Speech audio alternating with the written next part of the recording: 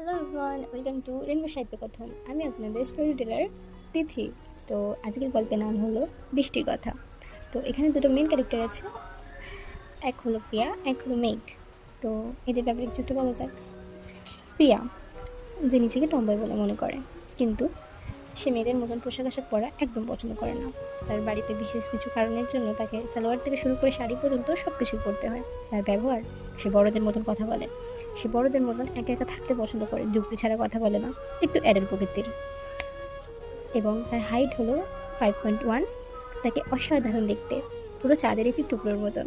তার চুল কোমর অবধি, তাকে অনেক সুন্দর দেখতে, ফর্সা, একটু রোগা, স্লিম, খুব সুন্দর দেখতে। সে এখন একজনের সাথে রিলেশনে আছে। রিলেশনে আছে এটা বলা উচিত না, না থেকেও রিলেশনে আছে।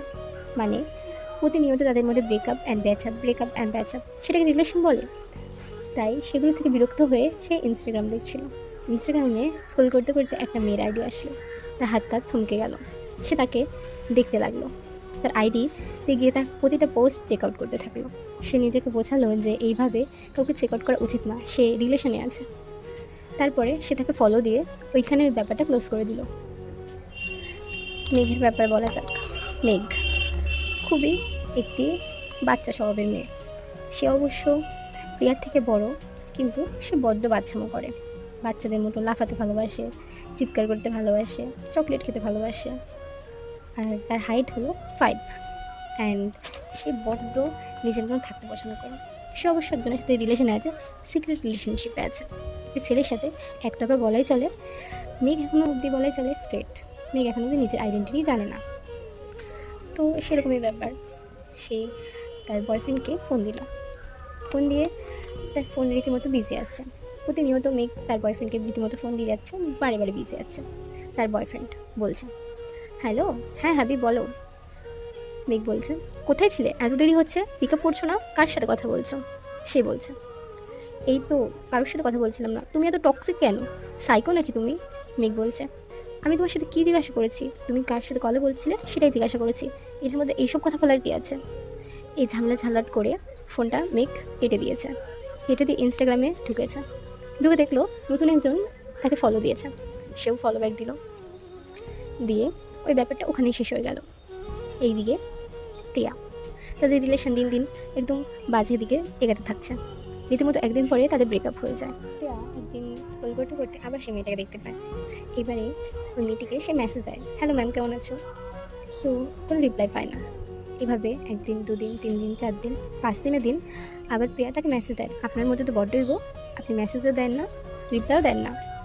তো এদিকে মেঘ নিজের ফোন নিয়ে বসেছিল। হঠাৎ করে এরকম মেসেজ থেকে সেও ইনস্টাগ্রামে অন হয়ে তাকে রিপ্লাই দেয়, আমার মধ্যে ইগো আছে, আপনি কি করে দেখলেন? আপনি কি আমাকে চেনেন? এদিকে প্রিয়া, আপনি তো রিপ্লাই দেন না, তাহলে আপনার মধ্যে ইগো নেই তো কী আছে? মেঘ, আপনি কি জানেন আমার মধ্যে ইগো আছে কি না? আপনি আমার সাথে কেন ঝগড়া করছেন আগের দিয়ে? প্রিয়া, আপনার সাথে ঝগড়া করার বিন্দুমাত্র ইচ্ছা নেই, আপনাকে জাস্ট জিজ্ঞাসা করলাম আপনি কেমন আছেন। এতদিন পরে রিপ্লাই দেয় কেউ? মেঘ, আমার ইচ্ছা, আমার ফোন, আমার আইডি, আমার যবে ইচ্ছা হবে তবে রিপ্লাই দিব, আপনার কি? তারপরে প্রিয়া বলছে, অবশ্যই ঠিক। এই কথা কাটাকাটি নিয়ে মেঘ অফলাইন হয়ে যায়। অফলাইন হয়ে তার বয়ফ্রেন্ডকে ফোন দেয়। তার বয়ফ্রেন্ডের ফোন আবার রীতিমতো অন্য কলে ব্যস্ত বলে। সে রীতিমতো ফোন দিয়েই যাচ্ছে, ব্যস্ত বলেই যাচ্ছে। এবার তার বয়ফ্রেন্ড তুলে বলে, এত ডিস্টার্ব করো কেন আমাকে, আমি অফিসের কাজ করছি। মেঘ বলে, আমার কল তোলার পর্যন্ত সময় নেই, একটা মেসেজ দেখার পর্যন্ত সময় নেই তোমার? সে বলে, আমার কাজটা করা বেশি ইম্পর্টেন্ট। ভাবি তুমি বোঝো, তুমি কী ভাবছো আমি তোমায় ছেড়ে দেবো? আমার বাড়িতে সবাই জানে, তোমার কি মাথা খারাপ হয়ে গেছে? মেঘ বলে, না তুমি তো আমার একটা মেসেজও করতে পারো, দিনে একবার ফোনও করতে পারো। তাদের মধ্যে এরকম কথা কাটাকাটি দিয়ে মেঘ আবার ফোন কেটে দেয়। ফোন কেটে দিয়ে শুয়ে থাকে। এদিকে প্রিয়া রীতিমতো তাকে মেসেজ দিয়ে যাচ্ছে, আপনি কি ডিস্টার্ব ফিল করছেন? আপনাকে আমি ডিস্টার্ব করছি? আপনি এত বাজে কেন? আপনি আপনি এত শয়তান কেন? আপনাকে আমি রীতিমতো কতবার মেসেজ দিয়েছি, আপনি দেখেননি, তার উপর আপনি আমার সাথে ঝগড়া করছেন। এইদিকে মেঘ নেট ডেটা অফ করে শুয়ে আছে। কি মনে হলো, ইনস্টাগ্রামে ডেটাটা আবার অন করলো। অন করে দেখলো প্রিয়া এতগুলো মেসেজ লিখেছে। তারপরে গিয়ে সে রিপ্লাই দিল, কি দরকার বলুন তো, গায়ে পড়ে আগে দিয়ে ঝগড়া করেন? প্রিয়া বলল, আপনার সাথে আমি ঝগড়া করছি কোথায়? আপনার মধ্যে ইগো আছে, এটা অ্যাকসেপ্ট করে নিলেই হয়। মেঘ, আমার মধ্যে মোটেও ইগো নেই, আপনি আগে দিয়ে আমাকে এরকম বলবেন না।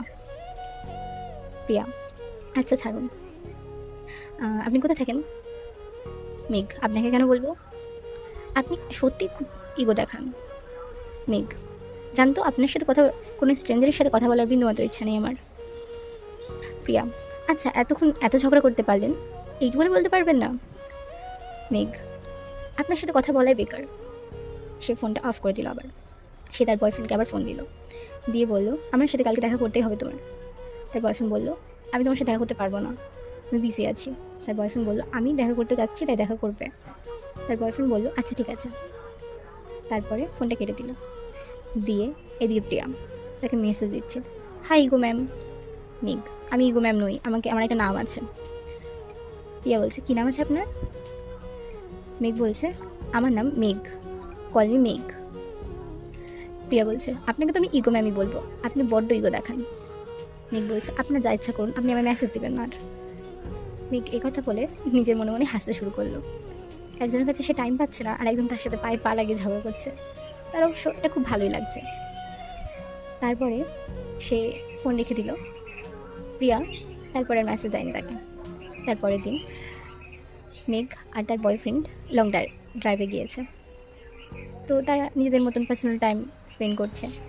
তো তারা তাদের ফোনটা প্লেন মোড করে রেখে দিয়েছে। তো তাদের মধ্যে পার্সোনাল টাইম কাটানোর সময় একটা সময় তারা আইসক্রিম খাবে বলে দাঁড়ায়। তো মেঘের বয়ফ্রেন্ড তাকে বলে আমার ফোনটা একটু ধরো তো, আমি তোমার জন্য আইসক্রিম নিয়ে আসছি। মেঘ ভাবছে এবার ওর হাতে তো তার বয়ফ্রেন্ডের ফোন, সে ফোনটাকে নিয়ে ফোন চেক করতে শুরু করলো। ওকে গাইস, এতটুকুই। নেক্সট পার্টের জন্য অপেক্ষা করো।